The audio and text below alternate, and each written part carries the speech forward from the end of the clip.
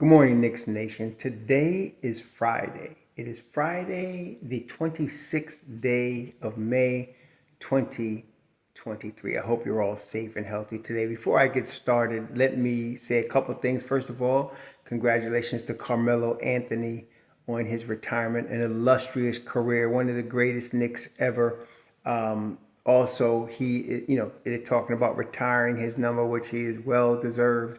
Somebody mentioned, there's always somebody in Knicks Nation complaining about something. So somebody mentioned Bernard King and that Bernard King's number is not retired. And I understand that. Yes, BK probably should also, but that has nothing to do with Carmelo Anthony. I don't know why people feel the need to bring up issues whenever something should be celebrated. And Carmelo Anthony, this is his time to be celebrated. And so congratulations to him.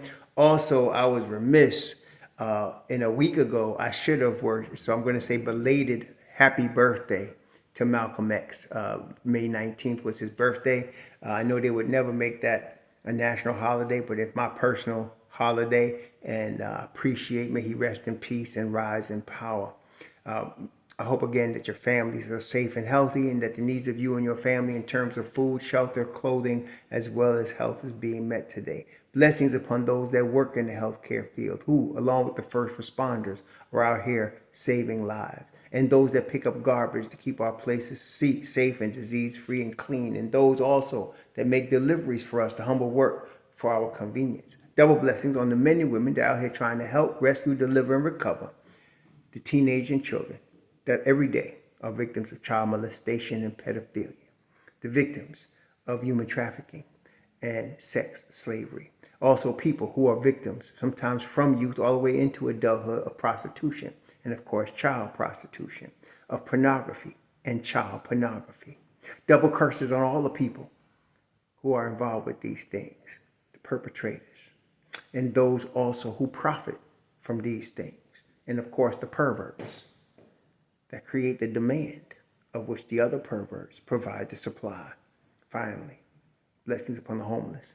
Nearly 600,000 men, women, and children homeless in the United States of America, and millions around the world in similar or worse conditions. Blessings upon them, for theirs is the kingdom. So I got to first give a shout out. I don't know how many. I get a lot of trade scenarios from people every day. It's cool, but it's mostly foolishness and fantasy. Stuff that will never happen. Stuff that I don't like. I'm 62. I don't have time to waste on stuff that I know ain't going to come to pass. Like I said, there were a lot of years, especially after the Ewing years for the most part, and then after the post Allen Houston, Latrell, LJ Crew years, where, I would fantasize about players because our team stunk. We had no hope. Our management stunk, and I would hope they would trade for this one or that one. And I was up to my ear. Maybe somebody could save the Knicks. But I'm past that now, and y'all should be too. We have a very competent management team. We have a very competent coach. 2 top 5 finishes in the last 3 seasons with a rebuilding team. No superstar. Okay, so we are very good shape. Some of y'all don't appreciate that, but I've been around long enough to appreciate and understand what we have based on what we didn't have for a long time. So I don't want or need to fantasize about guys we have no shot at getting. You have no shot at Giannis Antetokounmpo. Like zero. He's not coming to the Knicks. Okay? Stop it. And don't let all of these idiots that are looking for the clickbait catch you like that. Okay? That's what I'm saying. They're wasting your time. They're getting all in your head. They got you dreaming about the girl on the poster on the wall. Don't do it. Okay? There's real business we can get. That's where the position the Knicks are in now. There's real players that are good that we could get, that are available, that we should think about, okay, and take close look at. And that's what I've been doing. As I mentioned KP, I mentioned Grant, I mentioned Siakam, I mentioned other players, like we talked about an MB, we talked about a Bridges possibility. We talk about some of these guys because they fit. And again, that's what we got to look at. Y'all still pining for Damian Lillard? Please go get some help. We are at our point guard. Jalen Brunson is our point guard. We're not trading him. He's probably the only untouchable on the Knicks. So stop dreaming about point guards. We don't need to draft one. we're going to need to trade for one. We got one. And I happen to believe in Emmanuel Quickly and Deuce McBride. So I'm not worried about another point guard. Okay? So that's what I'm saying. But I do want to trade Julius Randle. Now, I talked to y'all yesterday about the fact that there's a strong probability he could stay. His salary fits.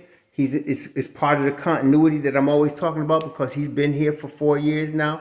And, but he's got his attitude issues, his mental lapses, his low IQ, and his sometiminess in defensive effort. He saves his energy. Some of y'all don't understand. Tom Thibodeau will allow Julius Randle to play as long as Julius Randle says he wants to stay on the floor. It's not Tom whipping him saying, you got to stay in the game. It's Julius saying, keep me in the game. And Tom said, okay, because he respects his star player. Okay, this is the new NBA, y'all. You can't just yell at players like they're your children. They're not going to have it. Some of y'all don't get that. Talking about not holding them accountable. It's not about that. He's a grown man with a big contract and an all-star and all-NBA. You can't just talk to him any kind of way, especially in front of other people, no matter how he acts. But because of that, you can't quietly trade him. Okay, that's how you handle these things. So with Julius, the low IQ on the basketball floor, the sometiminess on defense, because he plays all these minutes that he wants to play, and he saves his energy offensively, which is not the most efficient, and so he lapses on defense. That's going to cost us as we're looking. The Knicks are in a position right now to get to the next level, to open the championship window. Okay, we don't need to revamp and rehaul the whole team, but we need a little tweak to get us to that next level. And I feel like the weak link is Julius Randle. So that if we get a guy in there, of all the guys I mentioned, you get him a guy in there in that spot and you keep the rest of the team the same, we'll be championship threats. Okay, championship threats. Now, let me shout out ONB Arlecino. ONB Arlecino on Twitter. He had sent me a text and I dismissed it because what his text was? I like your channel and content. Thank you, OMB.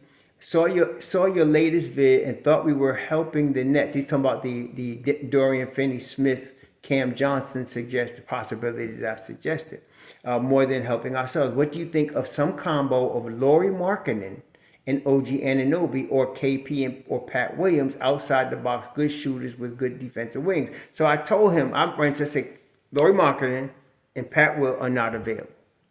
Okay. Now, why? Let's start with Pat Williams. Pat Williams was 4th overall of the Bulls. They're grooming him from when he came in the league. He was 18, just turning 19. And so they're grooming him. If they're looking to build, they're not in championship contention. There are no way they're going to let go of Patrick Williams. Okay. He stays and he should. If you watch the play-in, he plays the best defense, perimeter defense on the team. Okay, he really does. So, and you ain't seen the best of Pat Will yet. So he's not somebody that's available. That's why it'd be a waste of time talking about him. And then Lauri Markkanen has 2 years left on his deal, 17 and 18 million, I think. And he's with Utah and he's 26 this year. Now, the likelihood is he doesn't fit. But what it does, and again, I want to thank you, OMB, because that was a good suggestion, even though he's probably not available. I looked at his numbers and it caused me to look deeper at the numbers of the players I suggested.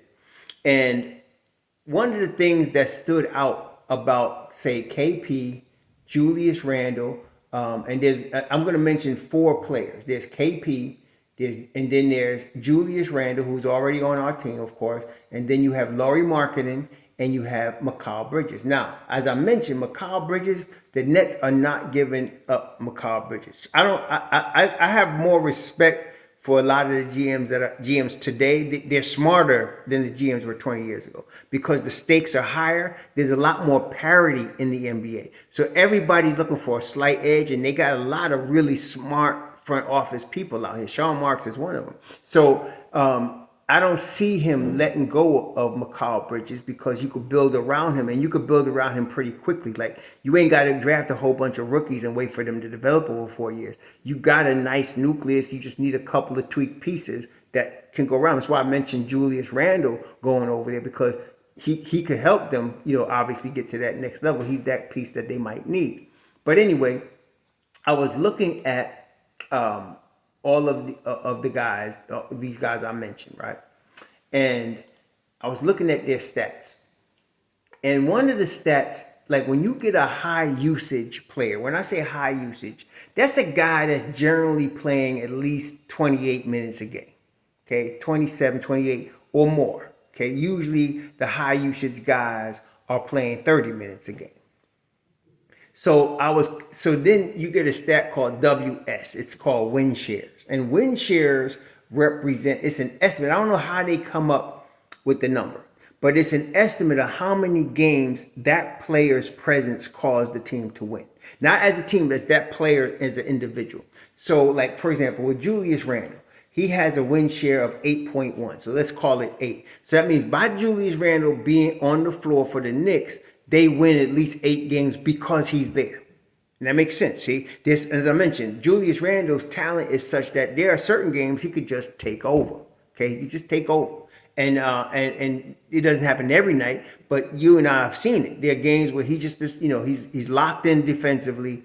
His 3-point shot is falling. He's overwhelming guys on the low block, and it's just nothing you could do about it when he's mentally locked in like that. We wish he could do that all 82 games, but that's why he's not a superstar. But he's definitely a star where that can happen 8 games. Just to give you a context, that's a really great number. Eight games. Okay, most guys in the 3 games, but that's 8 games. Okay, you talk about a Giannis, right? Giannis is like 12. See, that's to show you. That's what I'm talking about. Giannis is like 12 games. He will cause Milwaukee to win 12 games just by himself. Okay, and so that's like a gold standard. Not everybody's like that, and that's because Giannis brings it every single night on both ends of the floor, which is why he was MVP and Defensive Player of the Year. Same with the Joker. He's like 12, 13, 14 because he brings it every single night on both ends of the floor. He's passing. He's rebounding. He's scoring. He's playing defense. He's playing with high IQ every single night, every play. Okay? Very rarely you get that. Julius Randle, I'm not blaming him, but he doesn't give us that all the time. So 8 is a good number, though.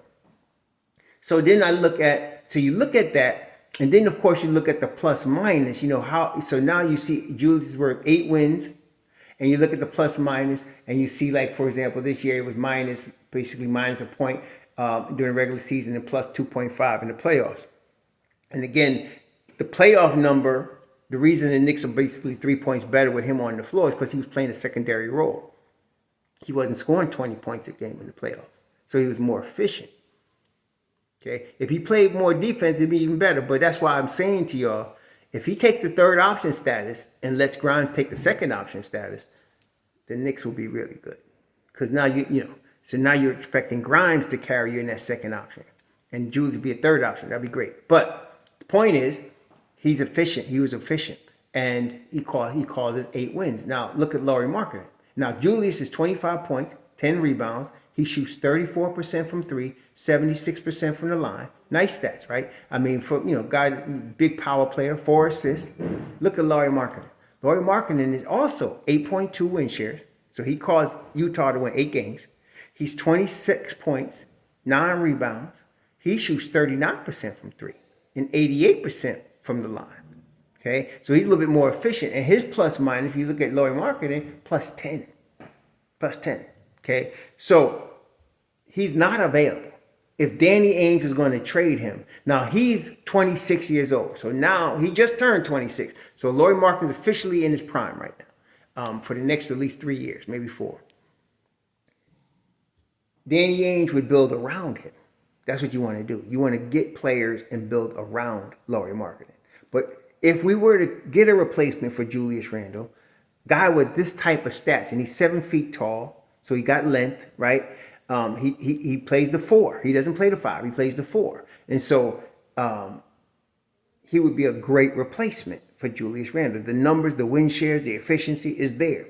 Okay, he would fit perfectly, and he was playing next to a rookie center, like a guy that's a big athletic center, that's akin to Mitchell Robinson. So that's why that would work.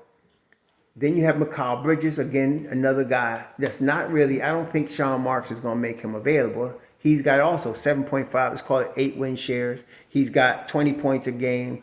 He shoots 38% from the 3-point line, and we know he's a defensive demon. We know, he's an all-level. He's been an All-NBA defense already, and so we know that he's got that.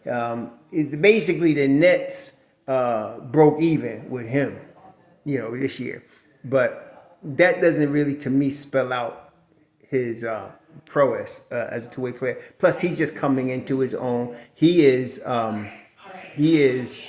Let's see. He is 26 years old right now, and he's going to be 27 in August. So he's also in his prime. But again, he's not available. But then let's look at Kristaps Porzingis. Kristaps Porzingis, 7.7 win shares, or 8, again, in that 8 range. 23 points a game, 8 rebounds. He shoots 39% from 3. Okay, he shoots 39% from 3 and 85% from the line. And his plus minus is, looking at his plus minus, +6. Okay, so he caused 8 wins and he's +6. So he's very efficient, of course. His defense is good. The team is 5 points better defensively with him on the floor. He plays the 4 and the 5. See? And the difference between him and Markkanen and Mikal Bridges, he's available. Okay? That's what we're talking about. See, Lauri Markkanen would work, but he's not really available. And then you're dealing with the Ainge, who last year tried to sell, make you sell the phone for Donovan Mitchell. Now you're dealing with the most improved player in the NBA in Lauri Markkanen, who has 2 more years, $17.5 million left on 2 years with his contract. So he's not even a free agent for 2 seasons, right? So, he'll probably build around him. Where you have Kristaps Porzingis, who can be a free agent once he opts out of his deal. And if he decides to opt out and come to the Knicks, he can leave the Wizards high and dry with nothing. He could do that. But he wouldn't do that. It's not good. Players don't like to do that unless they're angry with the team, unless there's beef in the team. They don't like to do that. Only like a Kevin Durant or Kyrie would do that to a team. But most guys don't do it. They will let the team try to finagle something and get some assets back for them, which is why I say it'll be a sign and trade. It'll be Julius Randle for Kristaps Porzingis. Okay, if that was going to happen. But because of his efficiency from the 3-point line, his career 36% 3-point shooter, last season 39, and again he's reaching his prime right now. Kristaps Porzingis is 27. He'll be 28 this year. Again, 23 points, 8 rebounds a game, and so 85% from the line. Again, better defense. Same 8 win share, but Washington, I also take into consideration, Washington was not as good a team as the Knicks. The Knicks are a better team. So he might even account for more as a Knick, playing the same minutes that he played. He played 65 games this year. I'm only expecting 60 from him. Okay, if I could get 60, he's worth the price of admission. If I can get 60 plus the playoff from Kristaps Porzingis, he's worth the price of admission. Okay, and I think we can. We can get 60 games plus playoffs. That would be tremendous, especially in New York. Okay, we can go to the ECF with this guy. So that's why we're talking about, again, OMB, I thank you for your input. Yes, I dismissed Markkanen right away because, like I said, he's not available. But I started looking into his numbers. And although he's not available, that's the type of guy. That's what I'm saying, OMB, when you were saying that's the type of guy we should be looking for. He's not a superstar, but he's gettable. If he was available, if Ainge was to make him available, he's gettable. Now, I don't know why Ainge would do that, except to get draft capital. I would give them 2 unprotecteds and maybe a protected pick for Lauri Markkanen, but I'd have to move Julius Randle, okay? I got to move Julius Randle. I don't know if I can move him to Utah, but it got to be a 3rd team. Ainge wouldn't be interested in Julius Randle if he's trying to rebuild. So we have to move him to a 3rd team. But that's the type of guy we're talking about. See, Lauri Markkanen, OG Anunoby. In fact, let's look at OG's stuff. Let's take a look at OG's numbers in terms of what we're talking about, win shares, plus minus, and all that. Let's take a look at OG Anunoby's numbers. I have a feeling it's going to be pretty good, but let's take a look. I haven't actually looked at it yet because you mentioned OG. Okay, so this is interesting. So OG Anunoby is 5. So he's below in the win share department.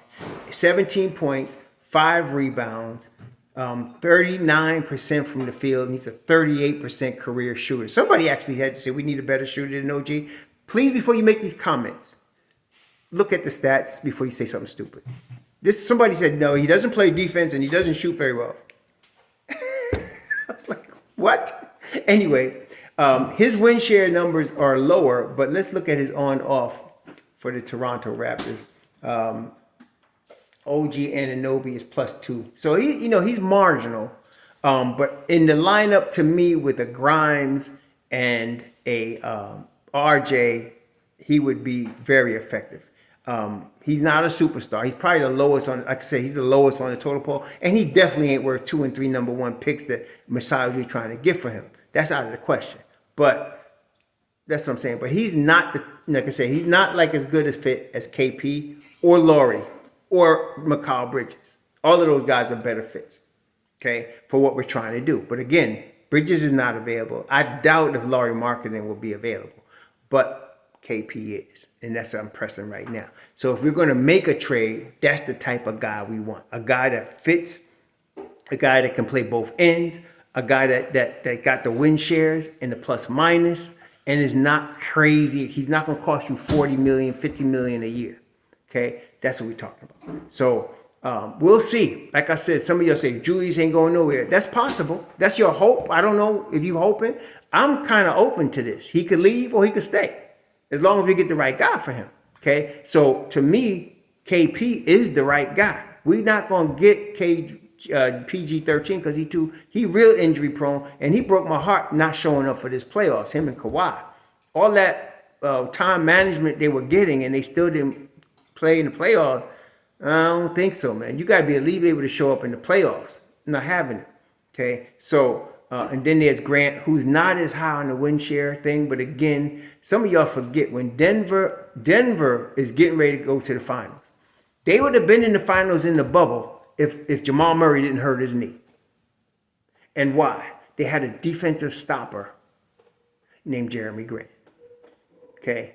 He was playing the tough defensive assignments for Denver that year and locking down. He locked down people on Philly and on Oklahoma City. I don't know why some of y'all can't remember that, but some of y'all can't remember past the last game. So, but Jeremy Grant could play some defense, okay, at the 4 spot, and that's what he did in Denver. He was playing D at the 4, and he could still do it. Now Denver don't need him because now they got Michael Porter Jr. and of course they got Aaron Gordon, so they don't need him now. But back then they would have been in the finals then if Jamal Murray didn't hurt his knee.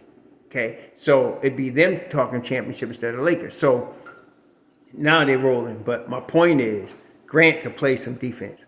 I don't know. I kind of see him re-signing with Portland because of Dame Dollar. Dame Dollar's going to push him. Dame Dollar got that kind of cachet and Bruce, but KP's available.